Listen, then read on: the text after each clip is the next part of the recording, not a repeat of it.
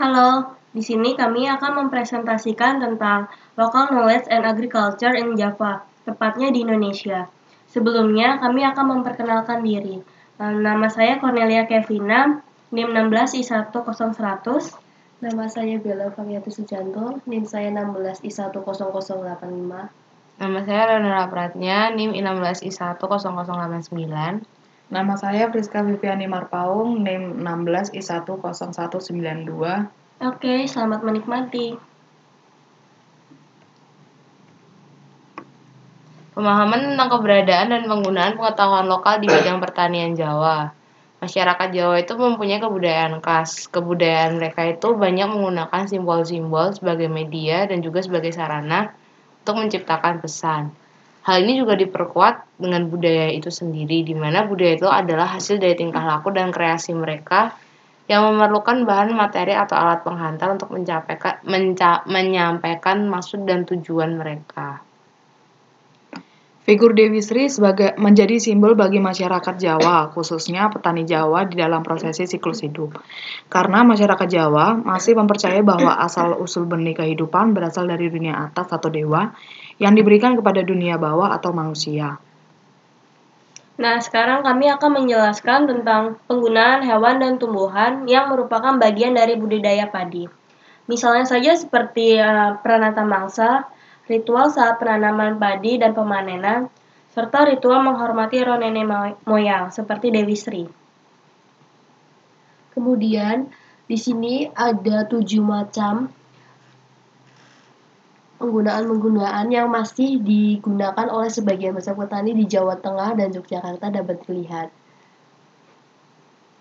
Penggunanya biasa digunakan dalam pertanian Jawa yang masih diterapkan itu biasanya mereka menggunakan hewan dan tanaman yang spesifik seperti tadi bisa dilihat tuh mereka menggunakan hewannya kerbau untuk membajak sawah dan tanaman yang spesifik seperti jengkol dan daun salak itu untuk menghalang hama. Belum lagi mereka juga menggunakan orang-orang sawah untuk menakut-nakuti burung. Mereka juga menggunakan sistem kalender untuk menandai seperti musim, menandai kapan panen. Juga mereka menggunakan ritual sebelum penanaman dan setelah panen untuk mengucap syukur dan meminta perlindungan. Pertanian di Desa Ngaselemahbang, Kecamatan Ngimbang, Kabupaten Lamongan, sebagai salah satu contoh adalah upacara yang masih dipercaya oleh masyarakat petani, yaitu ritual kawit dan wiwit. Ritual ini dilakukan sebelum bercocok tanam padi atau akan memulai menanam padi, dan masa padi sebelum dipanen, sebagai bentuk penghormatan mereka kepada Dewi Sri. Kemudian ada juga keunikannya, seperti adanya sesaji yang masih kental. Nah, ritual tersebut itu dilakukan bisa siang, sore, ataupun malam, dengan mengundang para tetangga sekaligus bersedekah makanan bersama. Upacara ritual ini ada 2 tahap. Tahap yang pertama itu persiapan, yang kedua tahap pelaksanaan. Sesajinya misalnya saja seperti takdir. Lalu setelah semua sesaji sudah siap, ritual kemudian diambil alih oleh tetua atau yang biasa disebut dukun kawit. Mantra kawit sawah dibaca pertama kali saat dukun kawit menginjak sawah, yang artinya adalah doa awal ritual. Kemudian mengambil sesaji yang sudah ditaruh di atas nampan dan membawa sesaji untuk diletakkan di pojok-pojok sawah sambil membaca mantra kawit sesaji sambil keliling sawah. Setelah selesai membaca mantra kawit, ritual akan diakhiri dengan membaca mantra kawit penutup dan kembali ke tempat pertama di mana dilakukan di pojok sebelah timur. Kemudian barulah dibaca mantra kawit penutup. Makna simbolik sesaji ritual kawit dan wiwit. Yang pertama takir, itu untuk siap menghadapi cobaan. Kemudian telur ayam bulat untuk membulatkan tekad dimaknai sebagai perjuangan. Kemudian daun sirih untuk mengerti terhadap Yang Maha Kuasa. Lalu ada menyan. Menyan itu digunakan agar masyarakat raga yang di dalam tubuhnya sekuat terang cuaca. Selain itu, masyarakat siap untuk banting tulang dalam mengerjakan sawah. Kemudian ada merang, untuk melawan hal yang mengganggu jalannya masa tanam padi. Lalu ada gendang, gendang itu digunakan apa yang diharapkan cepat tercapai. Lalu ada keleman, yaitu simbol keselamatan dalam bercocok tanam.